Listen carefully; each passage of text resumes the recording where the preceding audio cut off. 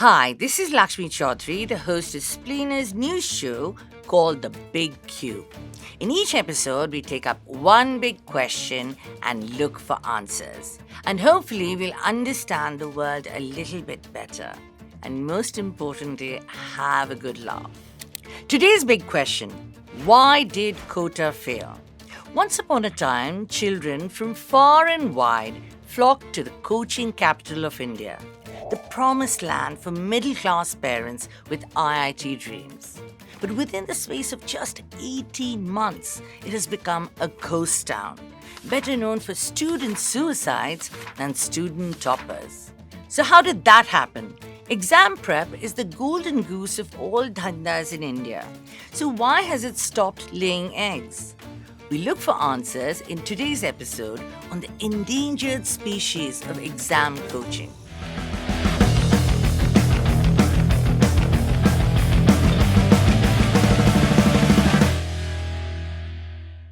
Education in India starts at the dining table, the staging area of exam ragada in every home.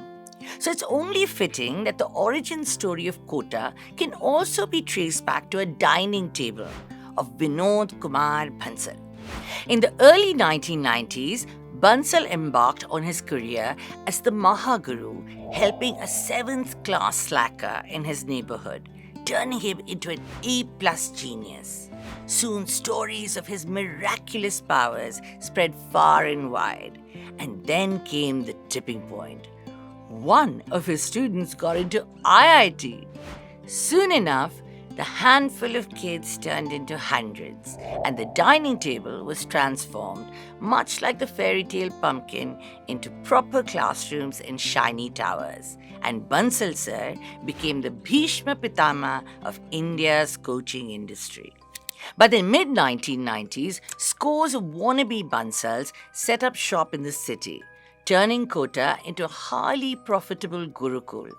Bansal himself was sidelined by the Maheshwari gang of brothers, proudly flaunting their long red tilaks, bhajan sandhyas, and love for Hanumanji.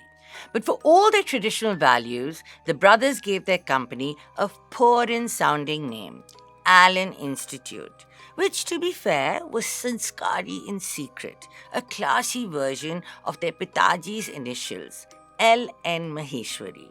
From L.N. to Allen, it marked a giant leap to a 2,200 crore business that counted James Murdoch as one of its investors. Kota, in turn, pulled its own magic pumpkin trick. The small factory town became an ATM machine, spitting out paisa for everyone in its vicinity.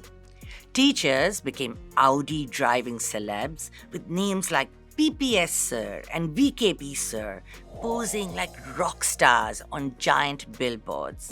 Even Modi ji would have been jealous of the real estate given to this super nerd. At its peak in 2022, there were more than 300,000 students in Kota, spread across 5,000 hostels and over 27 coaching institutes. Parents paid anywhere from 150,000 to 500,000 rupees a year to put their kids in overcrowded classrooms.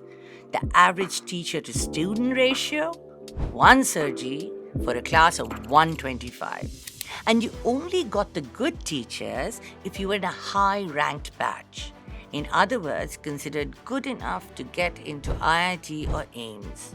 If not, you became Kota's version of a bottom feeder, despised by your peers and your teachers alike. But you still paid the same amount in fees. Even Donald Trump couldn't have invented a better scam. Business is so good, the Maheshwari brothers have acquired Suits and 4 heirs, and now look like this. But, there isn't just one Kota cash cow. The town boasts an entire herd of money-making rackets. For example, hostel plots and coaching villas. After all, the kids need bedrooms just in case they're allowed to sleep. So places like Allen and Resonance have their own hostels that charge 1 lakh per year for a single room. Here's the sweetest bit of this deal. students have to actually compete for the privilege of paying this 1 lakh. In Allen's hostels, a cumulative rank is calculated every month to determine if a student has the marks to keep their room. But the real kicker?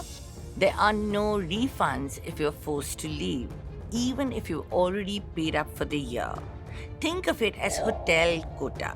You can check in any time you like, but you still gotta leave.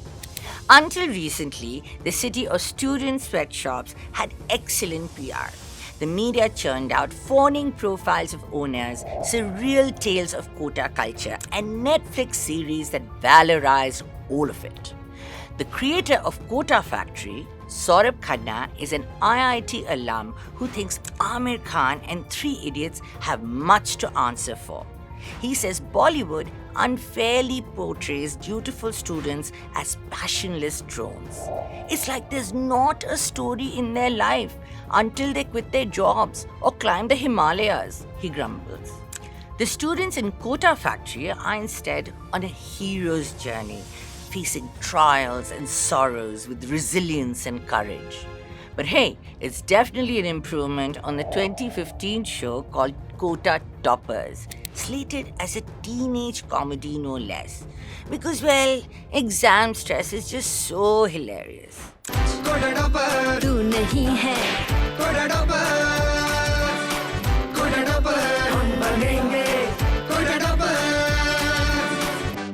And you thought Student of the Year was a masterpiece. Of course, none of these silver screen kids commit suicide. There are no dead bodies in Kota, except there are. 55 kids have died by suicide in Kota since 2019. But here's the real shocker. Nearly half of them died in the first 8 months of 2023. In 2022, 2 medical students died by suicide within 10 hours of each other. The reasons are hardly surprising. Severe pressure from anxious parents who are up to their eyeballs in debt. Coaching institutes love to blame the parents, as do the local police, fed and watered by the Kota ATM. Like ASP Chandrashil Thakur, who blithely says, one must not expect teachers and hostels to listen to the students and spot early signs of stress, panic, and suicidal symptoms. They are your kids. If parents don't listen and abandon them emotionally, then who will take care of these young ones? Never mind that the biggest reason for their stress is the huge-ass tuition bill. No one likes to talk about the toxic culture of coaching either. About the quota where only winners matter, and teachers have nothing but contempt for kids who fail to keep up. And so do the owners, like Bansal sir's son, Sameer Bansal, now the managing director of his Papaji's company. He grumbles about kids quote-unquote pampered by parents who lack mental strength and can't even take a scolding from their teachers. We've come a long way from his father's dining table, except it's a long way down, not up. Turns out the joke is on Sameer Bansal. All that heartlessness has finally borne bitter fruit. The very same parents are suddenly abandoning Kota in droves. But why? Kota's fall was sudden, precipitous, and seemingly inexplicable. The number of incoming students slumped from 200,000 in 2022 to 70,000 in 2023. Admissions at Allen Institute fell by 40% this year. Everyone is hurting. Salaries of those superstar sirs have been slashed to bits. Even Auto Wala's earnings have fallen by 80%. Hostels are half empty, doling out huge discounts. Even pharmacies are complaining.